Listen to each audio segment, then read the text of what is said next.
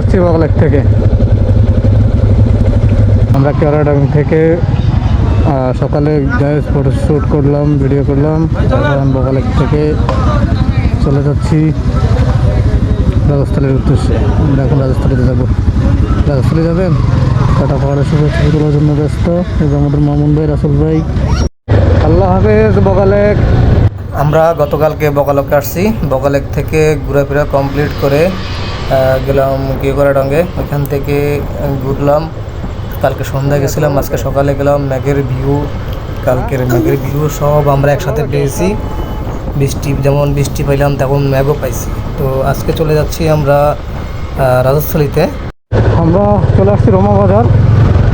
রোমা বাজার থেকে আমরা যে গাইডকে নিয়েছিলাম সেই গাইডকে আমরা দিয়ে দিলাম। এবং রোমা বাজার থেকে যে ডকুমেন্টসগুলো সেগুলোকেও আমরা সাবমিট করলাম। তখন আমরা চলে যাবো রাজস্থলীতে। রাজস্থলী যাবো সমস্ত বাইকাররা। Ruma tourist assistant centre Ruma উপজেলা। এখান থেকে আমাদের যে ডকুমেন্টসগুলো আমরা দেওয়ার সময় সাবমিট করছিলাম, আইডি কার্ড, কতজন মেম্বার, সেটা এখন আবার জমা দিয়ে আমরা বেরিয়ে পড়লাম বান্দরবান উদ্দেশ্যে। বান্দরবান শহর থেকে আমরা জিজ্ঞাস পয়েন্টে যাবো। খণ্ড খণ্ড জায়গায় এরকম কাটাখানি, এরকম সমুদ্র মাঠ, ছোটো ছোটো পাথর, জমাট, এগুলো বিভিন্ন পয়েন্টে একটু সাবধানতা অবলম্বন করবেন। যারাই ওয়াই জংশন থেকে ওয়াই জংশন থেকে যখন যারা রোমা উদ্দেশ্যে বেরোবেন তারা কিন্তু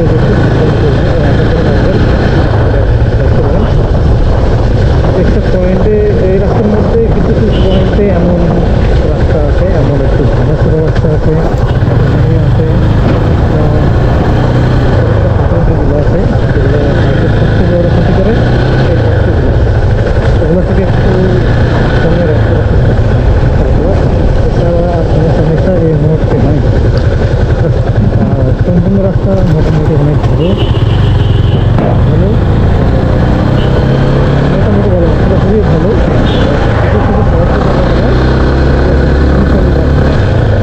একটু আপনারা দেখে শুনে গাড়ি করবেন।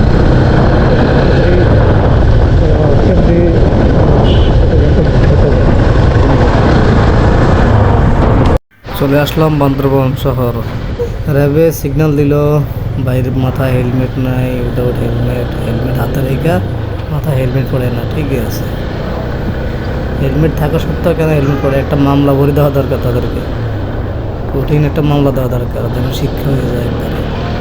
দেবা থাকুম 28 রংছড়ি 20 সোজা এদিকে না। আমরা এখন আসছি বান্দরবান শহরে। বান্দরবান শহর থেকে যাচ্ছি এখন রাজস্থলীতে।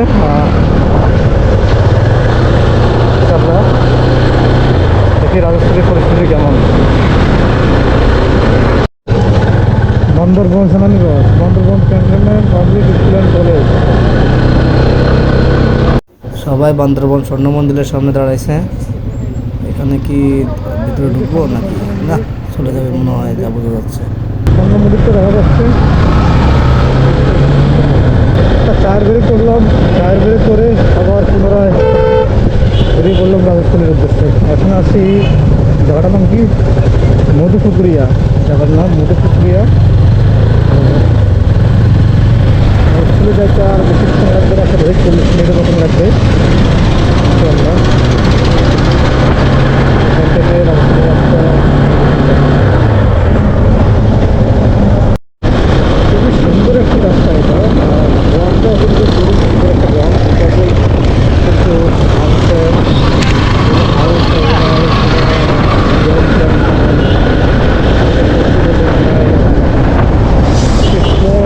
একটা গ্রাম, তারই মাঝে দিয়ে চলে গেছে একটা রোড।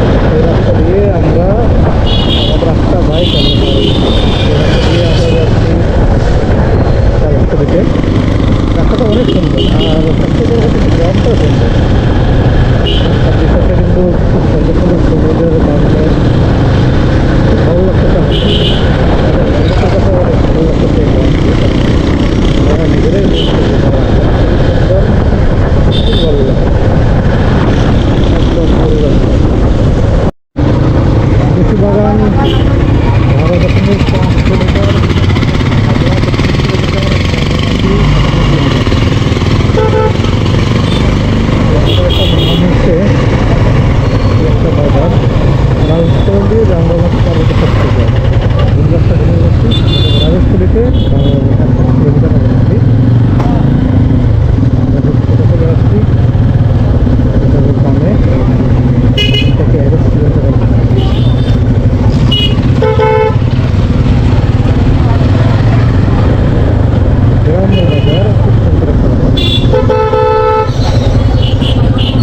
এসেছি রাজস্থলীর অতি নিকটে, অনেক কাছাকাছি চলে আসছি।